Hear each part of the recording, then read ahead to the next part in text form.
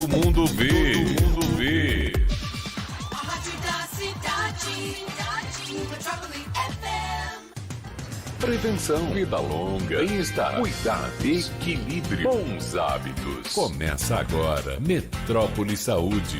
Um programa que vai ajudar você a se cuidar mais e viver melhor. Saúde e qualidade de vida no seu rádio. 4h03, muito boa tarde para você que segue aí sintonizado conosco aqui na Rádio Metrópole. Hoje, quarta-feira, 30 de dezembro, chegando agora com Metrópole Saúde para vocês. E como sempre, vamos juntos até às 5 da tarde falando sobre saúde, cuidados, prevenção. E hoje a gente vai falar bem sobre isso, prevenção do HPV, câncer de colo de útero. A gente vai trazer esse tema aqui hoje com o Dr. Augusto Modesto, uro-oncologista, ele que é coordenador científico da Sociedade Brasileira de Urologia, Seção Bahia. Já está aí a postos para a nossa conversa e especialmente para esclarecer sobre esse tema tão importante. Dr. Augusto, muito boa tarde, tudo bem? Tudo bom, Stephanie? Tudo bem? Boa tarde, como é que vai? Tudo ótimo, é um prazer poder conversar contigo aqui e trazer esse tema para os nossos ouvintes. Eu queria abrir, inclusive, essa nossa conversa, pois a gente acompanha a todo tempo informações, né, sobre a questão do HPV e dessa relação com o câncer de colo de útero, né? Vamos começar falando um pouquinho sobre isso e sabendo também que outros cânceres também podem estar relacionados, né, com a questão do HPV. Claro, tudo bem. O prazer é meu estar aqui com você nesse canal importante para a gente falar de assuntos importantes, né? E com a pandemia, a gente teve essas facilidades aí aceleradas, porque eu estou aqui no meio, como vocês estão vendo, eu estou no meio de 2 procedimentos cirúrgicos e a gente está podendo falar sobre coisas importantes. Eu acho que vale a pena a gente aproveitar e informar que o HPV é um vírus, né? O papiloma vírus humano, HPV do inglês, e ele é muito relacionado com o câncer de colo do útero, né? O câncer de colo do útero é uma doença endêmica, né? É uma questão de saúde pública, e a gente sabe que a cada dia é um dos cânceres mais comuns no sexo feminino e tem uma relação direta com a infecção pelo HPV. Né? Então a gente sempre lembra isso, que o homem muitas vezes funciona como um vetor de transmissão, mas é a mulher que, na verdade, precisa sempre fazer o preventivo e o exame para o HPV, porque se ela estiver infectada pelo HPV, essa associação aí, esse risco de desenvolver o câncer é geralmente entre 80% a 90%. Ou seja, de fato, essa relação direta e por conta disso a gente tem acompanhado, o doutor Augusto, não só uma gama de informações sendo divulgadas em relação a esta questão do HPV com o câncer de colo de útero, mas também hoje já temos a possibilidade das vacinas e especialmente, né, disponibilizando para a população mais jovem, né, para as nossas crianças terem acesso, inclusive, antes da iniciação sexual. Eu queria já aproveitar para a gente trazer isso aqui, que é algo que gera muita dúvida nos pais, né? Porque eu já vou ter que vacinar meu filho tão novo, né? Minha filha tão nova, que a gente sabe que meninas de 9 a 14 anos e os meninos de 11 a 14 podem tomar, inclusive, a vacina já gratuitamente pelo SUS, né? Nos postos de saúde, disponibilizados aí pelo nosso plano de imunizações. Vamos explicar um pouquinho sobre isso e a importância, né, da gente manter essa vacinação aí nas crianças. Então, a vacina, né, foram duas coisas que mudaram aí o panorama do diagnóstico e da prevenção do HPV nos últimos anos, né? Uma foi a introdução da biologia molecular no diagnóstico do HPV. Como nós sabemos, o HPV é um vírus, é da família do herpes vírus, né? É um vírus que tem uma predileção pela genitália masculina e feminina, né? Mas também pode ocorrer em outras áreas que tem mucosa, né? boca, nariz, garganta, etc. Mas a gente tá falando do HPV genital, né? Então, a introdução desse método diagnóstico que a gente usa hoje, que é o PCR, a hibridização, né? A gente usa exatamente para poder identificar os subtipos, são mais de 100 subtipos do HPV. Olha. Então, a gente consegue, com esses métodos, identificar o subtipo e também saber, ter certeza se tem HPV ou não. Antigamente, a gente não tinha isso. E uma outra coisa é o que você falou, que são as imunizações. As vacinas vieram com muita força. A gente sabe hoje que a imunização é muito importante. Você tem a bivalente e a tetravalente. A bivalente você protege das cepas, né, dos subtipos 16 e 18, e a tetravalente dos 6, 11, 16 e 18, né? Lembrando que os subtipos 6 e 11 são aqueles subtipos do HPV mais relacionados ao aparecimento das verrugas genitais, né, das lesões verrucosas, que é um sinal importante, e os subtipos 16 e 18 estão mais relacionados ao aparecimento do câncer, seja no sexo masculino, câncer de pênis, que é bem mais raro, né? Você pode ter aí até 1% só, seja no sexo feminino, no câncer de colo de útero. Então, não tenha dúvida que a vacina bivalente é a mais importante. Mas existe também até a tetravalente, que a gente tem recomendado. E por que nessa faixa etária que você falou? As meninas de 9 a 14 e os meninos de 11 a 14. Isso foi regulamentado pelo Ministério da Saúde já há alguns anos atrás, e é exatamente nessa fase, né, que a fase pré-adolescente, às vezes fora ainda da iniciação sexual, que os meninos e as meninas se encontram aí, né, nesse novo ciclo de vida. Então, a ideia é que eles já comecem esse ciclo com a prevenção, ou seja, imunizados, né? O homem, principalmente, porque ele funciona como um vetor, e as mulheres, para exatamente evitar o câncer de colo de útero lá na frente. Entendeu? Então, é sempre importante, e hoje a vacina faz parte do nosso dia a dia de pacientes, homens e mulheres que têm HPV, a gente sempre imuniza. E uma coisa importante mas se eu já tive o subtipo 6, eu preciso tomar a tetravalente? Precisa, porque tem o 11 ainda, né? Então tem o 11. E por que a gente também recomenda? Eu estou falando isso para adultos, né? Sim. Mas por que a gente recomenda também essa faixa etária? Exatamente por isso. Porque geralmente esses pré-adolescentes não tiveram ainda, não foram expostos a nenhum subtipo do HPV. Se você toma já a tetravalente, você já confere essa imunidade. Isso é importante. Olha, foi ótimo a gente abrir já trazendo esses dois aspectos. Já tem perguntas chegando aqui. Então, você que está aí acompanhando Metrópole Saúde, pode participar conosco, esclarecer sua dúvida com o Dr. Augusto Modesto, uro-oncologista, coordenador científico da Sociedade Brasileira de Urologia, Seção Bahia, e aqui esclarecendo sobre HPV, câncer de colo de útero. Então, participe conosco ao vivo no 3505-5000. Zé Silva está conosco na operação do áudio. Você também pode mandar sua mensagem no WhatsApp do Grupo Metrópole, 981553258. Tem o nosso portal metro1.com.br também para você participar e ficar bem informado com as principais notícias do dia. Lembrando que a gente está ao vivo também no YouTube, youtube.com/portal metro1.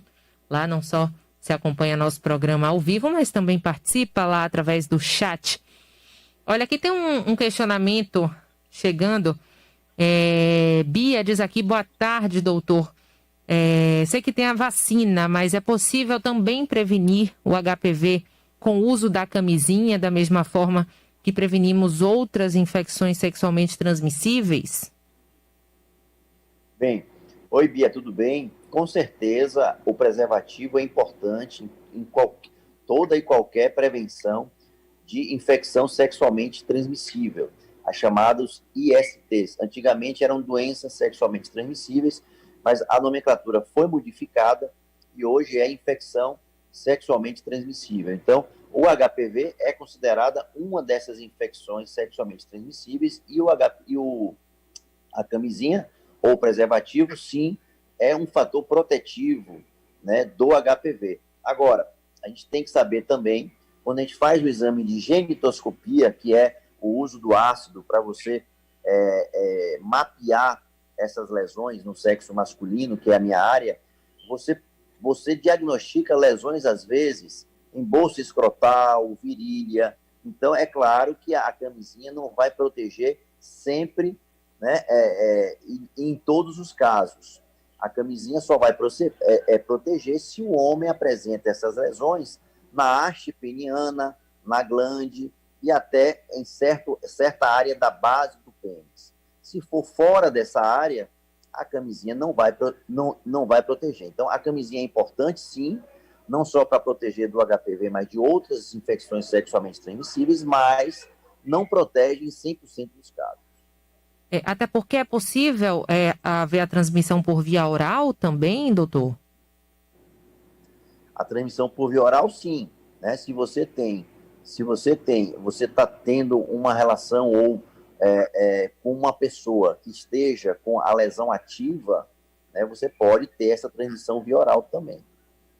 Pois é, algo que eu queria aproveitar, né, para trazer aqui, a gente sabe, falamos aí do aspecto dos homens, e é interessante a gente trazer esse aspecto, porque sabemos que as mulheres têm aí tradicionalmente um costume, digamos assim, a mais, né, de manter a regularidade, de ir ao ginecologista, né, de realizar os exames preventivos.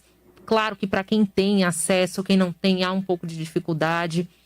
E os homens acabam, né, que dão aquela negligenciada, muitas vezes é ali a mãe, a esposa, a irmã, enfim, que pega ali no braço, leva. Eu queria, nesse sentido, trazer o aspecto do que seria aí talvez um sinal, uma lesão que possa, por exemplo, levantar uma suspeita, e especialmente no sentido de buscar essa avaliação médica.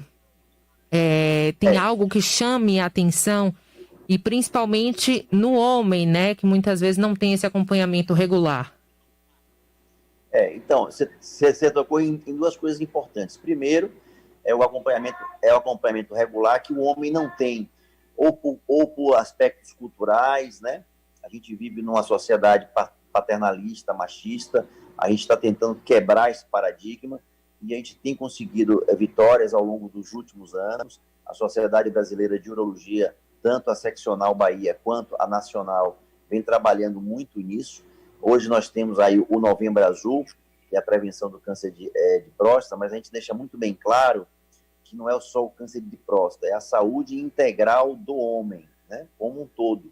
E aí entra toda a parte, não só da minha área, mas como outras áreas também, a parte da cardiologia, a parte da pneumologia, da dermatologia, etc. E as doenças todas urológicas, entre elas as infecções sexualmente transmissíveis, a infertilidade, cálculo no rim. Então, o homem precisa procurar mais o seu médico, seja ele especialista ou médico clínico, fazer as suas avaliações, coisas que as mulheres já fazem isso de rotina. O homem precisa ter essa rotina, porque se ele não cuidar da sua saúde, ninguém mais cuida. Às vezes a gente ainda encontra homens que marcam consultas, e geralmente eles entram no consultório junto com a esposa ou junto com a mãe, né? Então isso ainda acontece, é uma coisa frequente. Acredito que daqui a alguns anos os homens já vão tomar isso para si, essa responsabilidade, já que eles são os mais interessados na própria saúde. Isso tem que ser uma rotina. A gente tem que fazer isso um hábito, né? Então, isso é uma coisa importante, é o homem se cuidar mais, procurar mais o especialista. Agora, outra coisa é exatamente qual é o sintoma. Não existe sintoma para o HPV. O HPV, você tem o sinal, né? Que na verdade, é o aparecimento de lesões verrucosas, verrugas genitais. Muitas vezes E aí a gente indica sempre você fazer sempre um autoexame. Assim como a mulher faz o autoexame da mama, o homem fazer o autoexame da sua genitália, né? Já que a genitália é externa, diferentemente da mulher, que muitas vezes ela não consegue ver certas áreas, e por isso também precisa ir no ginecologista com mais frequência, anualmente, né? Porque às vezes só o ginecologista tem acesso a algumas áreas da genitália feminina que é interna, o homem tem a sua genitália quase toda externa, então facilita esse manuseio, esse autoexame. Então, sempre quando for tomar banho, olhar ver se tem alguma lesão, alguma mancha, alguma verruga. Isso sim é o sinal que leva o homem a ter essa preocupação e a procurar o urologista, né? Muitas vezes, porque se não tiver a lesão, Stephanie, você não tem como fazer o diagnóstico, você não faz exame, né? Claro que às vezes existem as lesões microscópicas que o homem não vai saber identificar, né? E geralmente o especialista, sim, vai ter que fazer a genitoscopia, usar o ácido, etc. E aí, sim, ele usa uma lupa para poder aumentar aquela área que está sendo examinada, e ele identifica essas microlesões. E aí ele trata essas microlesões. Então, é sempre bom, notou alguma coisa diferente, alguma coisa que mudou, ele procurar o especialista para poder fazer uma avaliação mais pormenorizada. Agora, é possível, doutor, por exemplo, no caso do homem, que a gente trouxe aí especificamente, ele portar o HPV, está ali realizando, por exemplo, transmissão, sem que haja nenhum tipo de lesão? Não, então, isso aí é uma pergunta importante, todo mundo faz isso, às vezes, quem não é da área principalmente, o homem pode ter o HPV, é bom lembrar que o HPV, por ser um vírus, uma vez contaminado, uma vez exposto, né, esse vírus ele pode entrar em remissão, mas ele fica geralmente no corpo do homem, não tem cura. Algumas vezes existe uma lesão ativa, pode desaparecer, em poucas vezes, devido à imunidade do homem, né? Mas quando ele entra em remissão, ele tem a doença que a gente chama de doença subclínica. Se você tem uma doença subclínica e você não tem lesão ativa, você não tem como transmitir a doença, né? Tanto é que quando o homem passa no especialista e ele faz toda aquela parte da genitoscopia, passa o ácido, olha com a lupa, com um detalhamento maior, e ele não vê lesão, não tem como você tirar nada para fazer biópsia ou você cauterizar nada, porque não tem nada ali. Não significa dizer que ele não tenha o vírus circulante no corpo, né? O grande problema do HPV é que não existe um exame de sangue, como existe, por exemplo, para sífilis, para herpes, né? Tem o herpes genital, né? Para outros vírus, toxoplasma, hepatite, HIV, HTLV. Então, outros vírus que você tem exames de sangue específicos. O HPV não tem exame de sangue. Então, se tivesse, seria bom porque você dosaria e você ia ver que ele tinha o vírus, mas não tinha a doença ativa, né? Mesmo porque não ia ter lesão. Mas não existe esse exame. Então, o diagnóstico é baseado em quê? Apareceu a lesão, notou alguma coisa diferente, vai para o especialista passa o ácido, faz todo o rastreamento, tem a lesão, ele faz aquela exéresis, ele retira essa lesão e manda para a biologia molecular, que foi aquilo que eu falei lá atrás. A biologia molecular, então, vai fazer o exame desse tecido, dessa lesão retirada, e vai confirmar ou afastar o HPV, e mais ainda, ela vai dizer o subtipo, né, que estava ali naquele paciente, para saber se ele é mais verrucoso, ou se ele tem, ou se ele é um subtipo mais relacionado, ele é pré-cancerígeno. Então você já sabendo isso, você vai fazer todo esse manuseio em relação à vacinação, se precisa ser vacinado ou não, se vale a pena ou não, e vai ficar mais de olho, porque você, a partir desse diagnóstico, você vai ter que fazer visitas mais constantes ao especialista.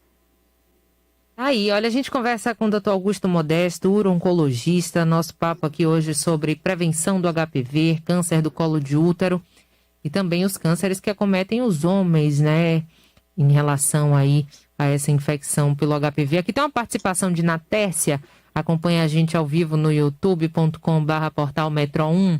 Ela diz aqui: boa tarde, Stephanie, Dr. Augusto. Como identificar a existência desse tipo de câncer? E aí ela fala provavelmente do câncer de colo de útero e questiona: geralmente sente dores? Boa tarde, Natércia, tudo bem? É um prazer. Então, em relação ao câncer de colo de útero, é o que eu estava falando. Existe uma rotina na saúde feminina que anualmente vocês, mulheres, fazem a rotina ou, né, o exame preventivo. né? Então, nesse exame preventivo, vocês fazem a prevenção do câncer, que já existe, né? Você faz todo o preventivo para o câncer de colo e você faz a colposcopia. Colposcopia equivale à genitoscopia no homem. A colposcopia, na verdade, é o quê? É um exame direto no colo de útero da mulher, onde você faz a mesma coisa. Você coloca uma lente de grande aumento, a mulher fica na posição ginecológica, você passa um ácido acético no colo, em todo o colo, e você, com essa lente de maior aumento, você vai mapeando o colo para identificar as lesões suspeitas. Aquelas lesões suspeitas são biopsiadas, estudadas, e se confirmar o HPV, você pode fazer alguns tratamentos, né?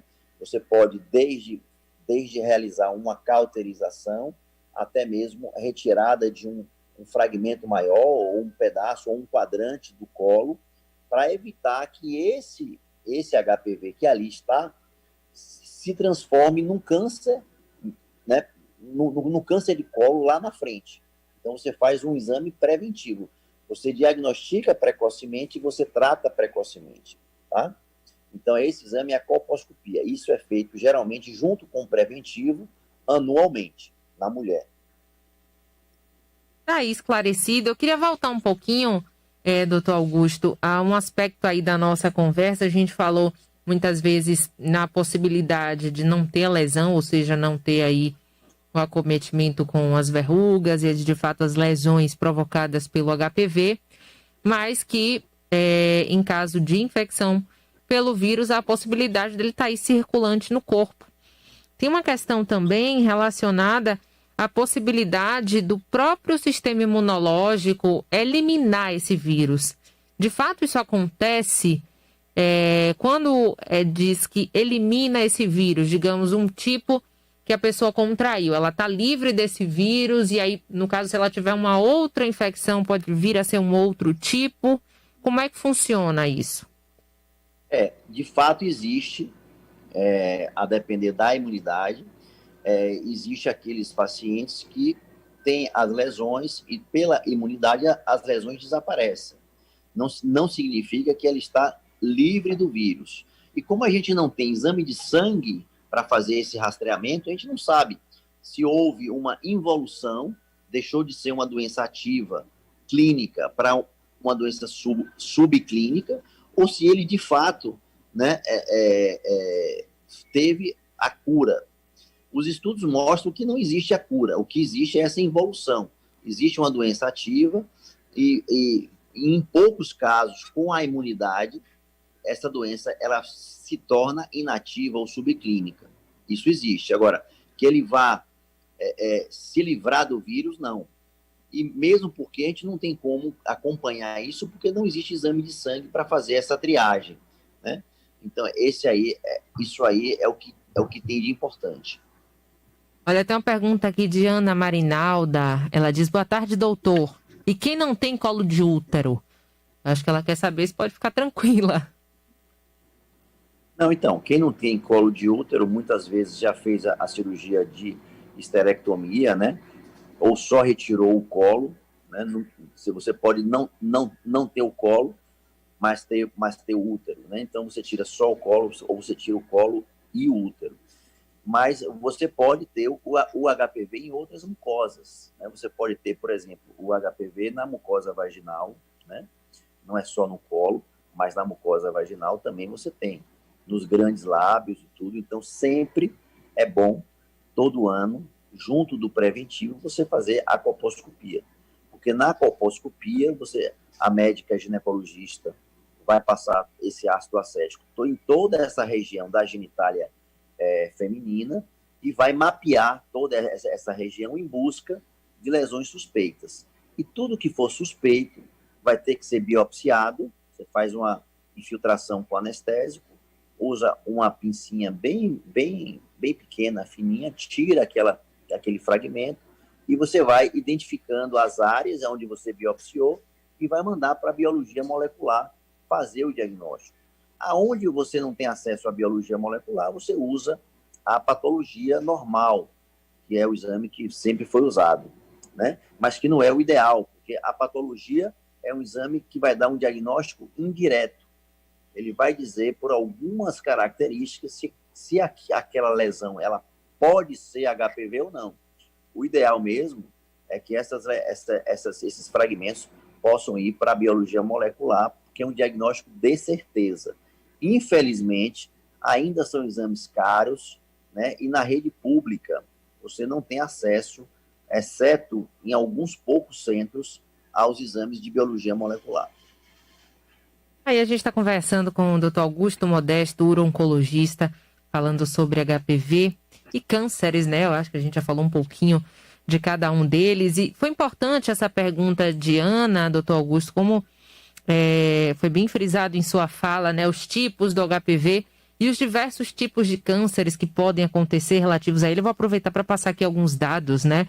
De acordo com o Instituto Nacional do Câncer, pelo menos 13 tipos de HPV são considerados oncogênicos, ou seja, podem gerar um câncer, apresentando maior risco ou probabilidade, né, de provocar infecções persistentes, estando associados a essas lesões precursoras que a gente falou.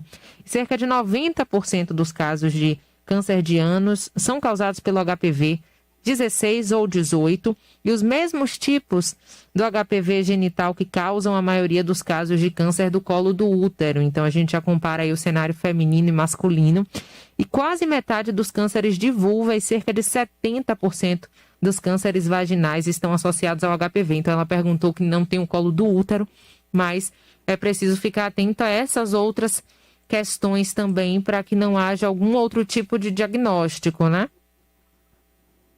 O que vale a pena aí, Stephanie, lembrar é exatamente como você falou, dos mais de 100 subtipos, mais ou menos 13, 14 subtipos são oncogênicos.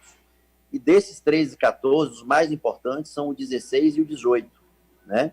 Que estão contemplados na imunização daquela vacina tetravalente que eu falei lá atrás, né? E esses 16 e 18 são os subtipos mais relacionados, né? Em cerca de 90% das mulheres com esses dois subtipos relacionados aos cânceres de colo de útero e também no câncer de ânus, né? Câncer de ânus, lembrando aí que pode ser homens ou mulheres, né? Mais de 90% estão relacionados aos subtipos 16 e 18 também, tá? Fora esses dois mais frequentes tipos de câncer, você tem os cânceres femininos e genitais, né, que você tem aí vulva principalmente, né? Lembrando que o câncer de pênis, ele é um dos mais raros em relação ao HPV e que o HPV não exerce um efeito direto. Ele muitas vezes é um fator associado. Ninguém sabe por que existe essa diferença do câncer de pênis no homem e do câncer de colo de útero na mulher. Mas o fato é esse, é que na mulher ele está muito relacionado de forma direta com o câncer de colo e no homem não. É um fator associado em quase 1%, ou seja, é muito pequeno, mas é importante porque também o câncer de pênis, apesar de ser raro, mas em alguns estados do Brasil, os mais pobres, ele ainda é uma doença importante porque ela é mutiladora, né?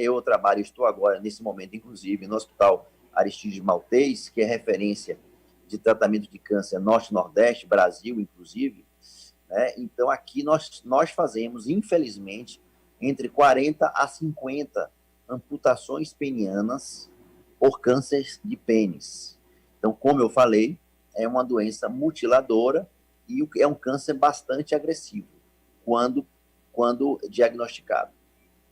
Olha, um número bastante expressivo mesmo. Olha, estamos na hora do intervalo comercial. Eu vou deixar para a volta, inclusive, doutor Augusto, é uma pausa rápida para o intervalo comercial. A gente entender um pouco sobre esses tratamentos, especialmente dos cânceres masculinos, né? Esses que têm algum tipo de relação com o HPV. E fazer aquela pergunta que muita gente deve se questionar, né? O fato de ter identificado, diagnosticado o HPV significa que eu vou ter o câncer de colo de útero ou algum outro tipo de câncer? Ou é possível que não haja, por exemplo, essa evolução? Vou deixar essa para a volta do intervalo, os tratamentos também. A gente faz uma pausa rápida e daqui a pouquinho a gente retoma. Até já. Informações do trânsito também aí no ponto, então a gente vai saber como é que tá a cidade. O trânsito na metrópole. Oferecimento AVI Segurança Patrimonial, a sua empresa de segurança. Ligue 3263-3000. Olá, muito boa tarde a todos. Olha, hoje o trânsito está bem tranquilo na cidade, sem nenhuma ocorrência até o momento. Mas como é de costume neste horário, o fluxo de veículos causa intensidade em alguns pontos, como a Avenida General San Martín, sentido Iguatemi, e também a Avenida Dom João VI, em Brotas. Fora isso, há um pouco de congestionamento na Avenida Oscar Pontes, ali nas imediações da Feira de São Joaquim, por causa da fila do ferry. Agora, você pode encontrar o fluxo livre na Avenida Mariléo Ferreira, Bonocô, e também na Avenida Luiz Viana Filho, a paralela. Desde as 7 horas da manhã até o momento, nenhum acidente foi oficialmente registrado pela Transalvador. Giovana Oliveira para o Metrópole Saúde. Estamos apresentando Metrópole Saúde. A rádio da cidade. Metrópole FM. Sua saúde sempre como nossa prioridade. Esta é a filosofia da Promédica há mais de 50 anos. Contamos com uma sólida rede própria, composta por 4 hospitais, centros médicos e rede de laboratórios Datalab, com a qualidade que você merece. Toda a operação é sediada na Bahia, ao seu lado, de forma integrada e participativa. Plano de Saúde Promédica. Produtos individuais e empresariais. Ligue 4007-2380. ANS 326861. Você conhece os serviços Vitalmed e os benefícios que ela oferece? Não! Com a Vitalmed você tem médico 24 horas para urgência e emergência, com atendimento em casa. Mais segurança no conforto do seu lar. Tem acesso ao Vital Fone para tirar dúvidas com médicos e receber orientações a qualquer hora do dia. E o Vital Vantagens, que garante descontos exclusivos em farmácias, clínicas, faculdades e muito mais. Um serviço incrível, com um preço que cabe no seu bolso. Gostou, né? Associe-se. Ligue 2202-8686.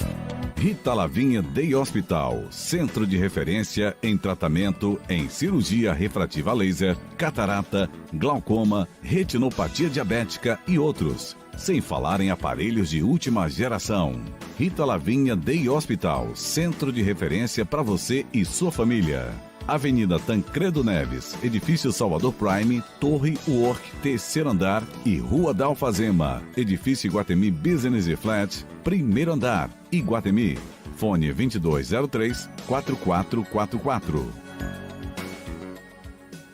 2020 foi o ano em que eu nasci de novo, quando eu descobri aquele nódulo. Mas eu falei com o meu médico que eu ia sim fazer a cirurgia.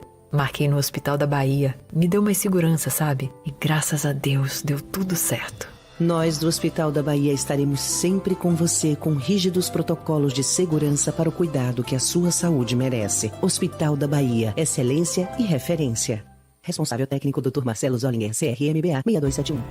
Ficar longe de quem a gente ama é difícil, mas a separação nos fez aprender que estamos juntos nessa. Aprendemos que desconhecidos não resistem a um "Oi, tudo bem?" E agora nos importamos com a resposta. Porque quando o outro está bem, a gente fica ainda melhor. O App Vida deseja um Natal cheio de esperança e um ano novo com muita saúde. Porque saúde aproxima. App Vida. Saúde pra valer. Você sabia que podemos evitar as inflamações de ouvido, que são muito comuns agora no verão? Sou Kizzy Marinho, otorrinolaringologista das Clínicas Clivale, e vou falar com você sobre cuidados com o ouvido neste período. Evite manipular os ouvidos, inclusive com as hastes de algodão. Nunca use nenhuma substância no ouvido para tentar retirar a água. E você pode também procurar usar protetores auriculares quando for tomar banho de piscina ou de mar. Conheça sempre a qualidade da água que irá tomar banho. E não se esqueça de procurar um otorrinolaringologista para examinar os seus ouvidos antes das temporadas de banhos. E até o próximo Minuto Clivale. Que tal começar 2021 com óculos novos da Óticas A Fábrica? A Fábrica tem laboratório próprio, digital e com tecnologia Freeport, o mais moderno do Brasil, com o menor prazo de entrega. A Fábrica tem lentes digitais com filtro azul para uma melhor proteção da sua visão durante o uso de celulares e computadores. As Óticas A Fábrica também tem os lançamentos da nova coleção verão de óculos e armações das melhores marcas mundiais. Vem para as Óticas A Fábrica, nos melhores shoppings e na Paulo VI Pituba. Silvânia Rocha Cursos está selecionando pacientes para o curso de harmonização facial.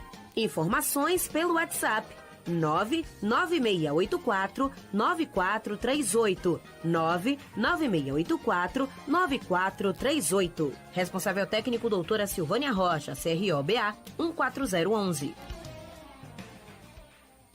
Se a ideia é purificar, é só chamar com Max. Pode ser água, óleo ou ar, é só chamar com Max. Climatize o ambiente, beba água sem se preocupar. Filtre tudo com a gente, na Comax você pode confiar. Comax, tecnologia em filtração e climatização. 3043-1600. 3043-1600. Na linha. Vamos para São Paulo. Vamos para o Rio de Janeiro. Agora vou para Brasília. As melhores entrevistas. O melhor entrevistador. Conversar. No programa Na Linha, Mário Kertz já rodou o Brasil e o mundo.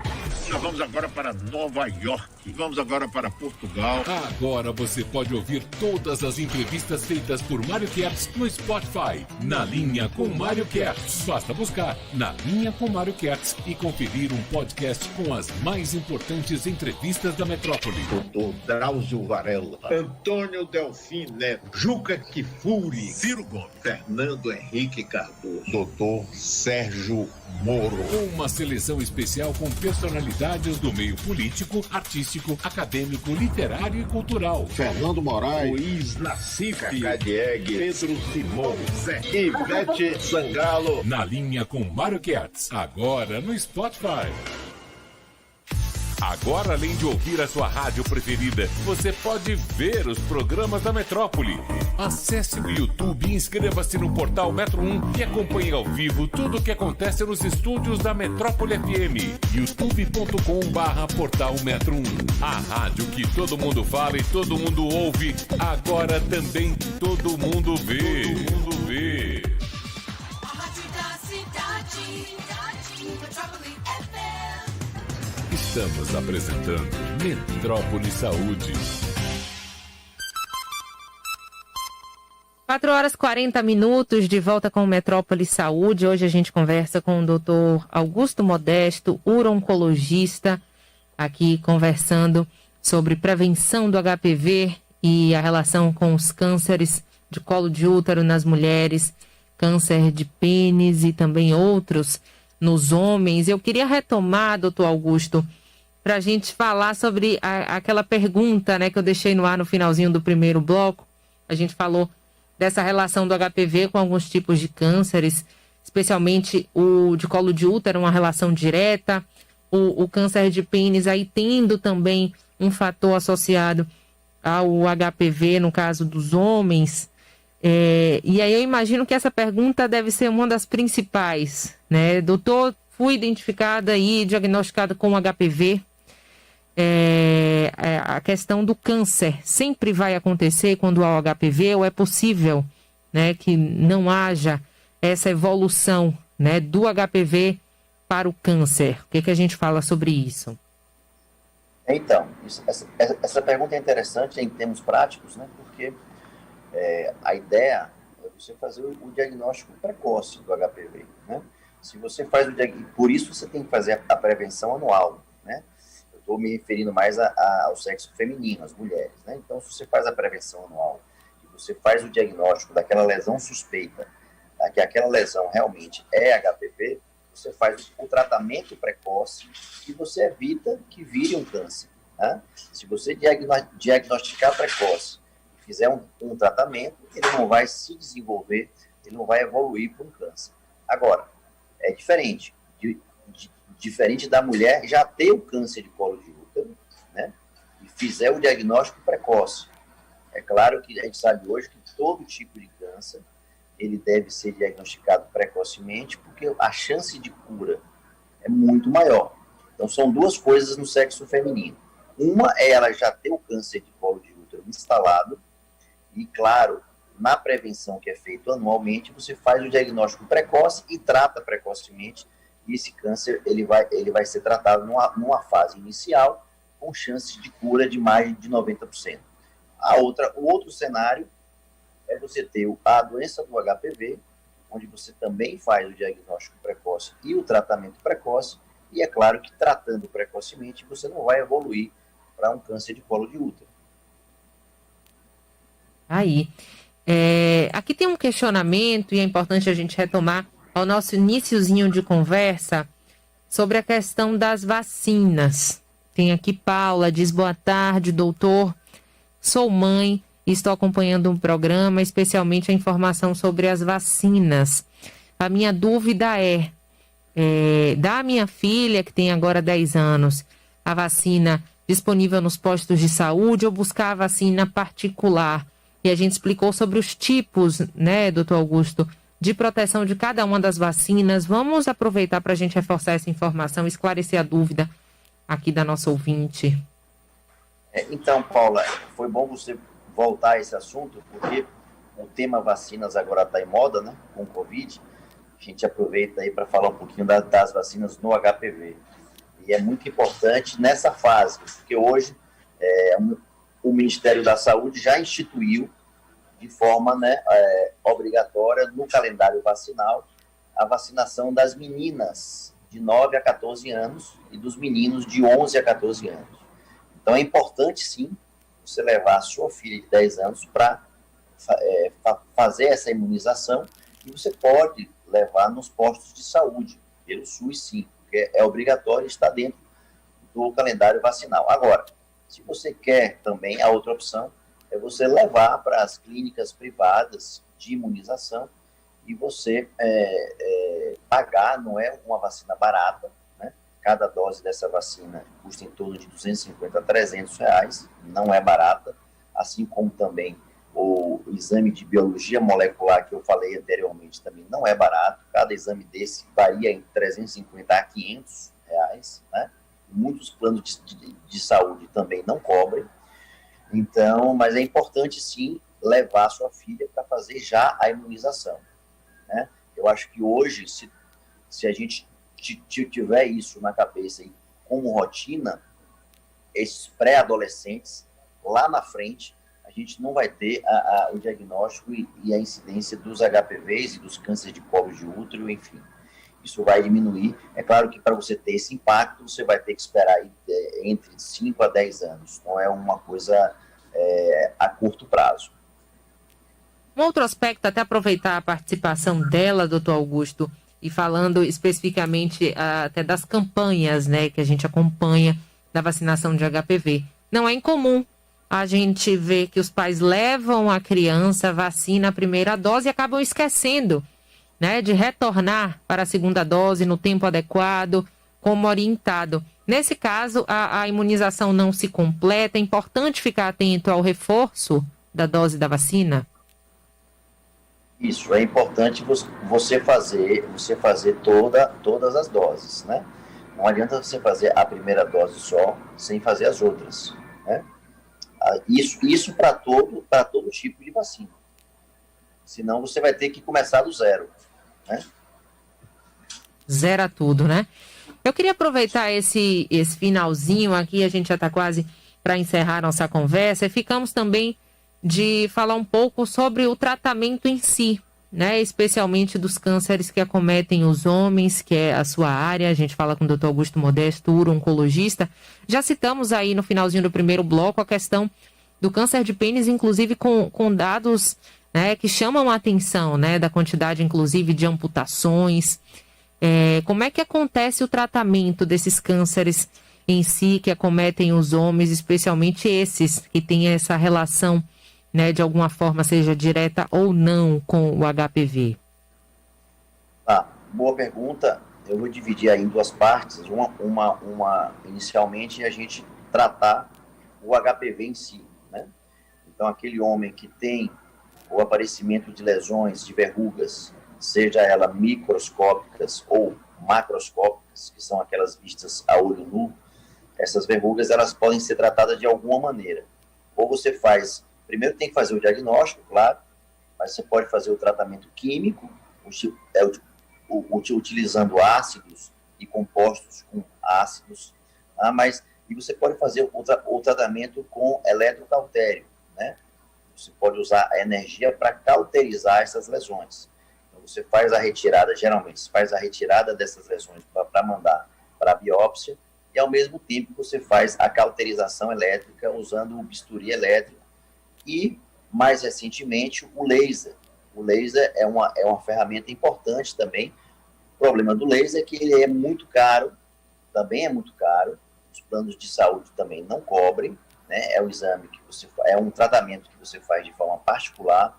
Você pode fazer entre 1 a 3 sessões, a depender do tamanho das lesões, do tipo de lesões, da quantidade das lesões. E aqui na Bahia existem algumas clínicas que têm um laser, é um laser de CO2, né, de gás carbônico, que você tem um comprimento de onda ideal para você tratar essas lesões na genitália masculina ou feminina, né? Mas não é todo mundo que tem acesso a esse tratamento. Em quase 70%, 80% das vezes, se você usa um tratamento, um cautério, você faz com bisturi elétrico mesmo, né? Que isso é uma forma de tratamento mais barato e mais acessível. Todo plano de saúde cobre, o SUS você tem isso. Então você vai lá e você, além de tirar a lesão e mandar para a biópsia, você cauteriza aquela lesão, você destrói a base daquela lesão para evitar que aquela lesão recidive. E pronto, fez o tratamento, vai fazer o diagnóstico, vai esperar para ver se realmente aquilo foi HPV. Não é só fazer a biópsia e não fazer mais nada. Você já aproveita que tem a lesão, você tira a lesão, né, manda fazer esse estudo e já aproveita e já cauteriza ali a base de uma lesão ou de várias lesões que tiverem, para você já aproveitar no mesmo tempo e já tratar, né? Outra coisa é exatamente o câncer de pênis. O câncer de pênis é um outro cenário diferente. O paciente já está com câncer de pênis, e o câncer de pênis, geralmente, ele se apresenta com uma lesão ulcerada. É uma ferida, uma úlcera no pênis, mais comumente na glande, ou naquele sulco balano prepúcial entre a glande e a haste peniana.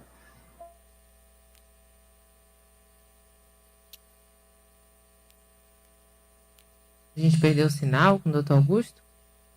Onde você voltou. E vai aumentando. Se você não age rapidamente, ela toma o pênis todo e muitas vezes você tem que fazer uma amputação total do pênis. Já são casos mais avançados. Então, o importante aqui é deixar uma informação que pouca gente sabe, e como o Brasil é um país continental, nós temos muitos interiores que não têm especialista, muitas vezes muitos homens apresentam essas lesões e esses clínicos generalistas começam a usar pomada, creme, e você fica com essa lesão aí 1, 2, 3 meses.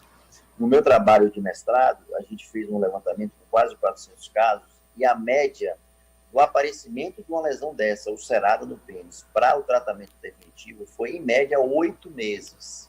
Observem que 8 meses é um tempo grande, né?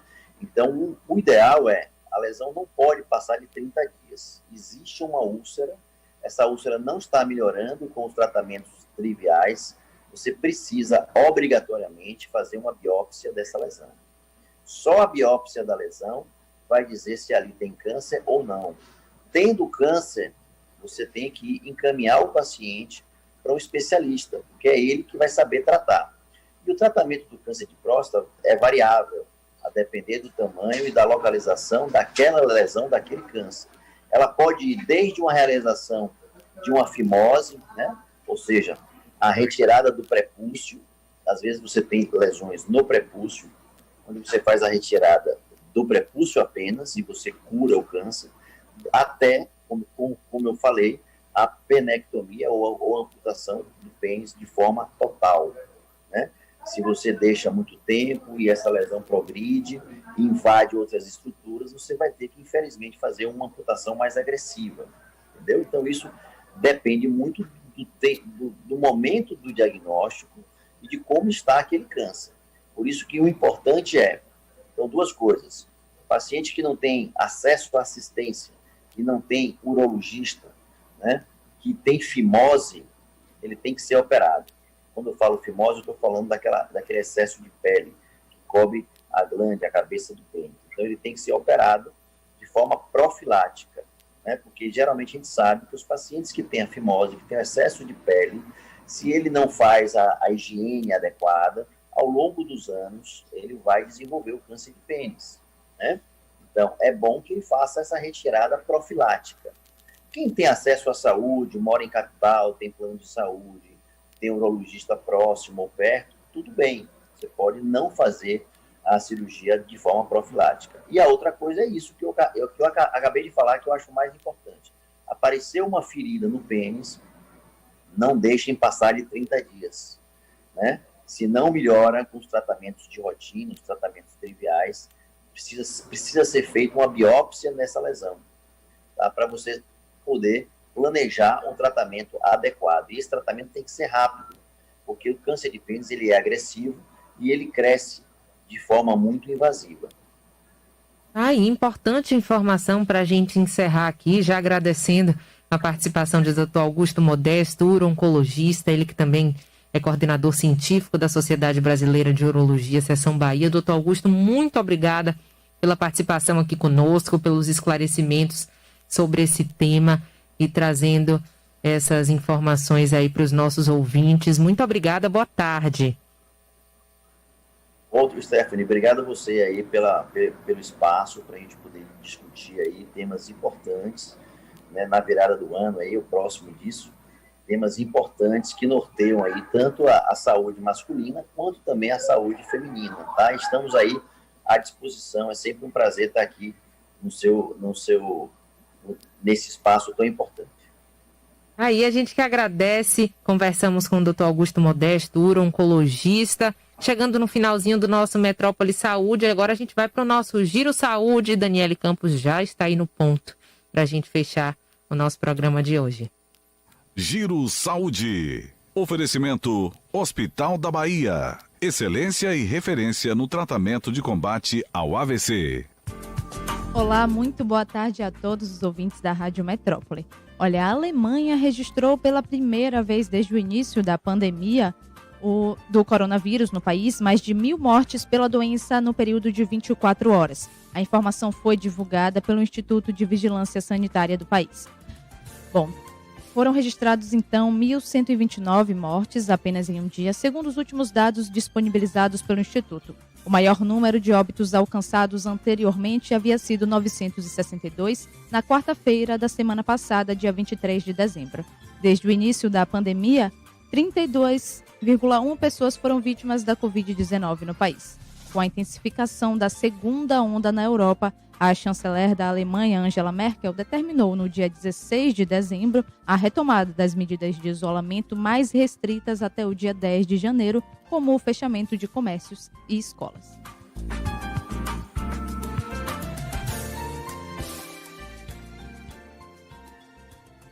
Um enfermeiro na Califórnia, nos Estados Unidos, foi diagnosticado com coronavírus após receber a vacina da Pfizer com a BioNTech. A informação da ABC News. O enfermeiro Matthew, de 45 anos, trabalha em 2 hospitais da cidade. Ele publicou em seu Facebook no dia 18 que havia recebido o imunizante. 6 dias depois, porém, no dia 24, ele sentiu sintomas da doença depois de um plantão em uma unidade de tratamento exclusiva para o coronavírus. 2 dias depois, Matthew recebeu o resultado positivo do teste que fez para a detecção de infecção. De acordo com um especialista em doenças infecciosas ouvido pelo ABC News, o corpo precisa de 10 a 14 dias para criar uma proteção após a tomada da vacina. Além disso, a vacina da Pfizer terá que ser recebida em 2 doses. A primeira, segundo o médico, promove cerca de 50% de proteção e somente na segunda, a taxa de 95% de proteção é atingida.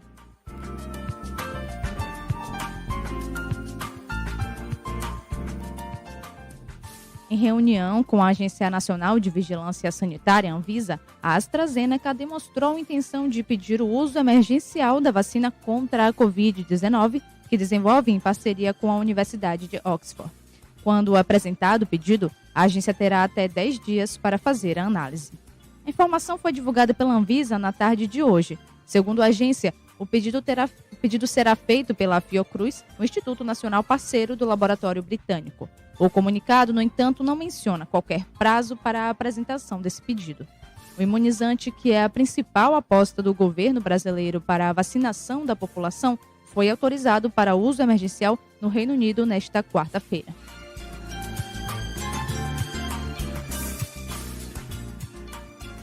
Daniele Campos para Metrópole Saúde.